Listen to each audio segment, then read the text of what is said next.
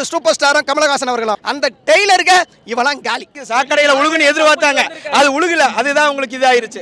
அண்ணன் ஜெயிலுக்குள்ள இருக்கும் போது எங்க இவனால ஒண்ணுமே புடுங்க முடியல. இப்ப அண்ணன் இங்க இருக்காரு, யாருனாலும் இங்க ஒண்ணுமே பண்ண முடியாது. டிவிகே டிஎம்கே எல்லாம் பேசட்டும், முதல்ல கொள்கை என்னன்னு. என்டிஏ கூட்டணியிலிருந்து உடைச்சி எடுத்துட்டு வந்து இன்னைக்கு வந்து தேமுதிகவை திமுக பக்கம் நிறுத்திருக்கிறார் என்று சொன்னால் நோன்பு வச்சிருக்கோம். காலையில 4 மணிக்கு நாங்க சாப்பிட்டது இப்போ அண்ணன் தண்ணி இல்லாம வந்திருக்கோம். கூட்டம் பார்த்தீங்களா, கட்டு கடங்க முடியல. கிட்டத்தட்ட பார்த்தீங்கன்னா ஒரு 1.5 மணி நேரமாக நாங்கள் அந்த பக்கம் வண்டி நிறுத்தி அங்கேருந்து நாங்கள் நடந்தே வந்திருக்கோம். உள்ளே எங்களால் போக முடியல. இதுலேயே உங்களுக்கு ஒரு சிறப்பம்சமான ஒரு விஷயம் சொல்லணும்னா, நாங்கள் கிட்டத்தட்ட ஒரு 115 116 பேர் வந்திருக்கோம். 2 பஸ்ஸில் வந்திருக்கோம். நாங்கள் 2 பஸ்ஸில் வந்து நாங்கள் அத்தனை பேருமே வந்து நோன்பு வச்சுருக்கோம். காலையில் 4 மணிக்கு நாங்கள் சாப்பிட்டது இப்போ அண்ணன் தண்ணி இல்லாமல் வந்திருக்கோம். எதுக்காக வந்திருக்கோன்னா, எங்கள் இளம் தலைவரை, வருங்கால தமிழகத்தை காப்பாற்ற போகிற எங்கள் இளம் தலைவரை காண ஒரு சொட்டு தண்ணி இல்லாமல் வந்திருக்கோம். நாங்கள் எல்லாருமே வந்து ஒரே நோக்கத்துக்காக, ஒரே குறிக்கோளுக்காக வந்திருக்கோம். 2026 இளந்தலைவர் தலைமையில் தமிழக முதலமைச்சராக தலைவர் தளபதியார முதலமைச்சராக அரியணையில் ஏற்ற பாடுபட நாங்கள் நோன்பு வச்சுட்டு வந்திருக்கோம். அண்ணன் ஜெயிலுக்குள்ளே இருக்கும் போது எங்கள் இவனால ஒன்றுமே பிடுங்க முடியல. இப்போ அண்ணன் இங்கே இருக்காரு, யாருனாலையும் இங்கே ஒன்றுமே பண்ண முடியாது. 10 தொகுதி திமுக தானே ஜெயிக்கும். அண்ணே அதெல்லாம் ஒன்றும் பண்ண முடியாதுண்ணே. விஜய்ங்கிற அந்த ஒரு நான் தான் சொல்கிறேண்ணே, இவ்வளோ டீப்பாக உங்கள்கிட்ட சொன்ன பாருங்கள், நாக்கெல்லாம் வறண்டு பேசுகிறேன். கிட்டத்தட்ட வந்து இத்தனை பேர் வந்திருக்கோம், இத்தனை மணிக்கு சாப்பிட்டோம், இப்படி கொள்கை பற்ற வந்து ஈடுபாடாக வந்திருக்கோம். எங்கள் வாயில் அவரை பற்றி பேசுகிற அளவுக்கு நீங்கள் கேட்குற ஆள் அவ்வளோ வருத்தலைண்ணே. இப்போ தேர்தலை சந்திக்கிட்டேண்ணே, தேர்தலை சந்திச்சு வரட்டோண்ணே. அண்ணே தீய சக்தின்னு பேசட்டும். இன்றைக்கி பார்த்தீங்கன்னா அவர் நம்ம பக்கத்து ஒரு கரூரில் வந்து பார்த்தீங்கன்னா 41 பேரை கடிச்சிட்டு போனார். நல்லா எல்லாருமே பார்த்தோம். இதை விட ஒரு மோசமான விஷயம் ஒரு தலைவனுக்கு என்னன்னா, செஞ்ச குற்றத்தை ஒத்துக்காம திமுக தான் செஞ்சுது, இவங்க தான் செஞ்சாங்க, அவங்க தான் செஞ்சாங்கன்னு தேவையில்லாமல் வீண் பழி போட்டு ஒரு அப்பட்டமாக பண்ணி, அது ஒரு 10-20 நாள் கழிச்சு ஒரு வீடியோ போட்டு சிஎம் சார் வேணும்னா என்ன அடிங்க, அவங்கள அடிக்காதுன்னு இப்படியெல்லாம் பண்ணுறதா இருக்கிறதுலே ஒரு மோசமான விஷயம். சரி நடந்துருச்சு, இனி நடக்காமல் பார்த்துக்குறோம், இனி வந்து இதாக இப்படி சொல்லியிருந்தா ஏதோ ஒரு விதத்தில் அந்த ஒரு தலைவனாக கூடி ஏதோ ஒரு பாயிண்ட் ஆஃப் வந்திருப்பார். இப்படி ஒரு கேவலமான தலைவன் மாதிரி, இப்படி ஒரு கொள்கையால் வளர்க்கப்பட்ட எங்களை மாதிரி இளைஞர்கள் இவருக்கெல்லாம் பதில் சொல்ல வேண்டிய எந்த தேவையுமே இல்லைண்ணே. ஸ்டாலின் அங்கிள் சொல்ல, மோடி அங்கிள் சொல்லுங்க, ஏன் நல்லது செஞ்சுட்டு இருக்காரா? நமக்கான நிதி எத்தனையோ நிதியை வந்து அங்கே ஒன்றிய அரசு விடாமல் இருக்குது, எவ்வளவோ பண்ணிட்டு இருக்காங்க. நமக்காக எல்லாமே எவ்வளோ கெடுதல் பண்ணுறாங்க தமிழ்நாட்டுக்கு. என்ன நமக்கான நல்ல திட்டங்கள் கொடுத்துருக்காங்க, எவ்வளோ கெடுதல் பண்ணுறாங்க. ஏன் ஒரு வார்த்தை நீங்கள் அங்கிள் சொல்ல வேண்டாம், மோடி சார்னு சொல்லுங்களேன், மோடி பேரை சொல்லி பேசுங்க. எங்கள் இளந்தலைவர் சொல்கிறார்ல, எங்கள் இளந்தலைவர் இந்தியா பூரா ட்ரெண்டானாரு, சனாதானத்துக்கு எதிராக குரல் கொடுத்து, அவர் தான் எங்களுக்கான தலைவன். இவர் எப்படி தலைவன்? 100% நாங்கள் எல்லாருமே உதயண்ணா பின்னாடி தான் ப்ரோ இருக்கோம். திமுக தான் ப்ரோ எங்களுக்கு பாதுகாப்புறன். பொதுவாக நாங்கள் ஒரு சிறுபான்மையினர் ப்ரோ, எங்களுக்கு பாதுகாப்பாரன் திமுக தான் ப்ரோ, எங்கள் முதலமைச்சர் தான் ப்ரோ. இதை விட சிறப்பம்சம் சொல்கிறோம் ப்ரோ. இன்றைக்கி உதயண்ணா வந்திருக்காரு, அவர் அரசியல் வாழ்க்கையை தொடங்கி முதல் கையெழுத்து வந்து குடியுரிமை திருத்த சட்டத்துக்கு தான் பேப்பர் அந்த சட்ட நகலை கிழிச்சி எறிஞ்சு கைதானார் ப்ரோ. இதை விட எங்களுக்கு வேறு என்ன ப்ரோ வேணும்? அவர் பின்னாடி நாங்கள் நிற்கிறதுக்கு பெருமைப்படுறோம் ப்ரோ, ரொம்ப சந்தோஷப்படுறோம் ப்ரோ. ஒரு லாட்டரி வித்து பொழைப்பு நடத்தி பல குடும்பங்களை நாசம் செய்த ஒருவன் தான் இந்த ஆதவர்ஜனா. ஆதவர்ஜனாவுக்கு முதல்ல தலைவரை பற்றி பேசுவதற்கு தகுதி இல்லாதவன், துளி கூட தகுதி இல்லாதவன். ஏன்னா அவனுக்கு தகுதியே கிடையாது. அவனுக்கு என்ன தகுதி இருக்குது சொல்லி பார்க்கலாம். அவனுடைய கொள்கையை பற்றி ஏதாவது தெரியுமா? திமுகவில் நேற்று வரைக்கும் வாங்கி சாப்பிட்டு இருந்த பையன் தானே அவன். நேற்று வரைக்கும் திமுகவில் வாங்கி சாப்பிட்டு இருந்துட்டு இன்னைக்கு வந்து திமுகவுடைய தலைவரை, அதாவது ஒரு வார்த்தை சொன்னாப்பல, பத்திரிகையாளர் சந்திப்புக்கு ஒரு புது அர்த்தம், உலகத்தில் யாருமே சொல்ல முடியாத ஒரு புது அர்த்தத்தை, அதாவது மாண்புமிகு தமிழ்நாட்டினுடைய முதலமைச்சர் திராவிட முன்னேற்ற கழகத்தினுடைய தலைவர் வரணுமா, அவர் மட்டும் தனியே சந்திக்கணுமா, அப்போ வருவாராம் விஜய். ஏம்பா எல்லாரும் தமிழ்நாட்டு மக்கள் எல்லாம் பார்க்குறாங்க, உலகமே பார்த்து கொண்டு இருக்குது. தலைவர் அண்ணா அறிவாலயத்துக்கு போனாலும் சரி, தலைமைச் செயலகத்துக்கு போனாலும் சரிதான், பத்திரிகையாளர் வந்தாங்கன்னா உடனே கருத்தை சொல்லிட்டு போவார். எந்த கேள்வி கேட்டாலும் எந்த துண்டு சிட்டுமா வச்சிடலையே, பத்திரிகையாளர் சந்திக்குது, அந்த சடன்லியா கேள்வி கேட்கறதுக்கு பதில் சொல்லிட்டு போறாரு. ஆனா பதில் சொல்வதற்கு கூட தகுதி இல்லாத, துணிச்சல் இல்லாத பயந்தாங்கொலி விஜய் வந்து தலைவரோடு ஒப்பிடுவது மிக மிக அந்த ஆதவர்ஜனாவை வந்து கண்டிக்கிறேன். அவனுக்கெல்லாம் தகுதியே கிடையாது.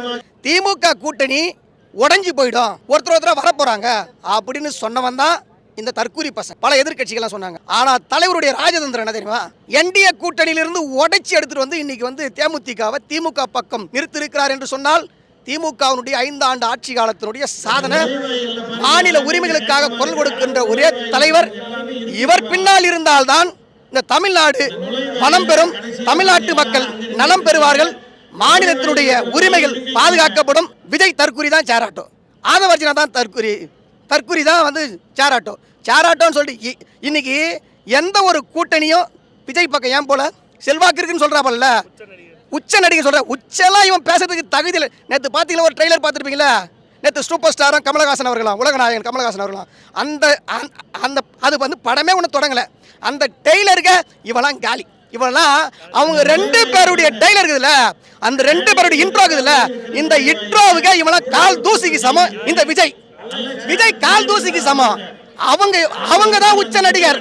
உலகநாயகன் கமலஹாசன், சூப்பர் ஸ்டார் ரஜினிகாந்த்.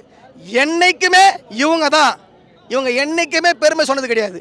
47 ஆண்டுகளுக்கு பிறகு 2 பேரும் ஒன்று சேர்ந்து நடிக்கிறாங்கன்னா எப்படி? உச்சம் பெற்ற பிறகு இன்னைக்கு சேர்ந்து நடிக்கிறாங்க. உச்சத்தை பற்றி பேசுவதற்கு விஜய்க்கு தகுதியே கிடையாது. அவங்களுடைய ஸ்டைலுக்கு முன்னால இவெல்லாம் கால் தூசிக்கு சமம் தான் விஜய். விஜய் எல்லாம் வேஸ்ட்ண்ணா. டைம் இல்லைண்ணா, எங்களுக்கு டைம் இல்லை. எங்களுக்கு நாங்கள் இப்போ வரும்போது சொல்லிட்டு வந்தார், பூத் கமிட்டி வேலை இருக்குது. எங்கள் தலைவர் சொல்லிட்டாரு, இன்னும் கரெக்டாக 35-40 நாள் தான் இருக்குது. கடை நாங்கள் வேலை செய்வோம்.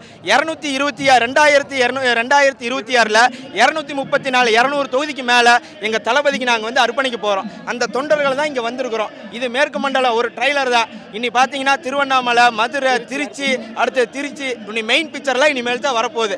மோடி, டாடி, அமித்ஷா எல்லாம் எங்களுக்கு எல்லாம் கேட்டீங்கன்னா ஃபுட் ஊதிட்டு போயிட்டே இருப்போம். நாங்கள் எங்களுக்கெல்லாம் ஒரு பொருட்டே கிடையாது. இன்னும் திமுக காரன் வந்து இன்னும் இறங்கி வேலை செய்யல.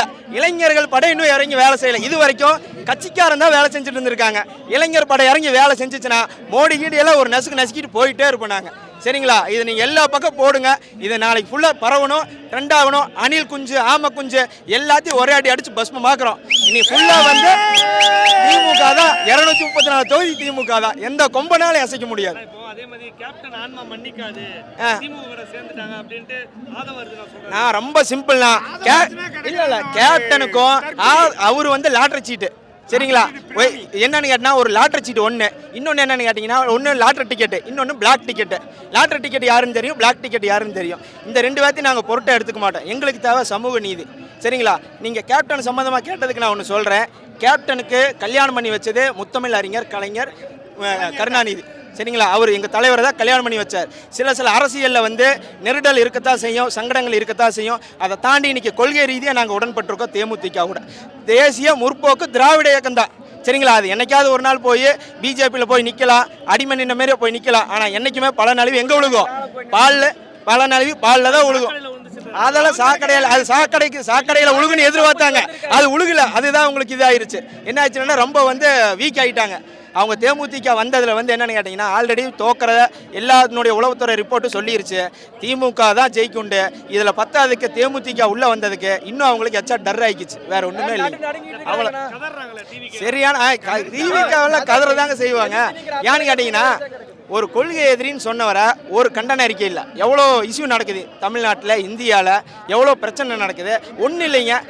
125 நாள் வேலை வாய்ப்பு திட்டம் ஏழைகளுக்கு போய் யார் செய்கிறா? நம்மளா செய்கிறோம். வயசானவங்க போய் வேலை வாய்ப்பு திட்டத்தை வந்து என்னங்கிறானு கேட்டால் உடைக்கிறானுங்க. அதை எதிர்த்து கண்டன குரல் இல்லை. அதுக்கு பேரை மாற்றுறானுங்க. அதை எதிர்த்து விஜய் கண்டன குரல் இல்லை. வாயிலே நுழையாத பேர். பட்ஜெட்டு சொல்ல போனால் நம்ம நிர்மலா சீதாராமன் வந்து பேருக்கு தான் வந்து திருக்குறள் வாசிப்பாங்க, ஜோல்டிங் எல்லாம் பண்ணுவாங்க. இந்த தடவை திருக்குறளும் வாசிக்கல. ஒரே ஒரு காஞ்சிபுரம் புடவையை கட்டிக்கிட்டு வந்துட்டு முழுக்க ஒரு 0% தான் நமக்கு வந்து நிதியே கொடுத்துருக்காங்க. அல்வா ஒரிஜினல் அல்வா நமக்கு கொடுத்துட்டு, ஆமாம் நிதியெல்லாம் யார் கொடுத்துருக்கானு கேட்டால் ஊப்பி மாப்பி காப்பின்னு சொல்லி அவனுக்கு கொடுத்துட்டானுங்க. ஓட்டு மட்டும் இங்கே நாங்கள் ஓடணுமா? தமிழரெல்லாம் காதில் பூ வச்சிருக்கானுங்களா? அந்த மாமிக்கு சேர்த்து அடிக்கிற அடியில் மாமி ஈமி எல்லாமே இன்னைக்கு எல்லாம் போகுது பார்த்து. அவளை கட்சி கொள்கைகள் என்னன்னு சொல்லுங்க. கொள்கைகளே இல்லாமல் இருக்கார் அவர். என்ன கொள்கையை? நாங்கள் இதுக்காக தான் கட்சிக்கு வரோம், இதுக்காக தான் ஆட்சி பண்ண போகிறோம் அப்படி எந்த ஒரு கொள்கையுமே இல்லாமல் இருக்காங்க அவங்க முதல்ல கொள்கையை சொல்லுங்கள். அதுக்கப்புறம் நம்ம என்ன அதுக்கப்புறம் வந்து நம்ம சின்னவர்கிட்ட முதலமைச்சர்கிட்ட நீங்கள் டிவிக்கே டிஎம்கே எல்லாம் பேசட்டும். முதல்ல கொள்கை என்னன்னு சொல்லுங்கள், அதுக்கப்புறம் அது பேசுங்க. அதை ஒரிஜினா யார் இருந்தாலும் சரி, செங்கோட்டையன் யார் இருந்தாலும் சரி, முதல்ல அதை பற்றி சொல்லுங்கள். அதுக்கப்புறம் நம்ம பேசலாம். ஓகேங்களா? கோயம்புத்தூர்ல டிஎம்கே தான் கம்மி தான். அவங்க எடுத்த உடனே டிஎம்கே தான். எல்லாம் சொல்லுவாங்க இந்த செங்கோட்டையன் இருக்காரு, ஈரோடு சேலம் கோயம்புத்தூர் எல்லாமே அடிச்சிடலாம் அப்படின்னு. அதுக்கு வாய்ப்பே கிடையாது. டிஎம்கே தான் அடித்தா டிஎம்கே தான். வேற எதுக்குமே வாய்ப்பு கிடையாது. செந்தில் பாலாஜி கரூரில் செந்தில் பாலாஜி இருக்காரு, நம்ம அமைச்சர் இருக்காரு. நம்மளுக்கு இதுக்கு மேலே என்ன கவலை வேணும்? அவர் இருக்கார், அவர் பார்த்துக்குவார். எல்லா பிரச்சனையும் என்ன பிரச்சனையும் கிடையாது. எல்லாமே பார்த்துக்குவார். ஒன்றுமே பிரச்சனை கிடையாது. இந்த வருஷம் டிஎம்கே தான். மறுபடியும் ஆட்சி பிடிக்கிற டிஎம்கே தான்.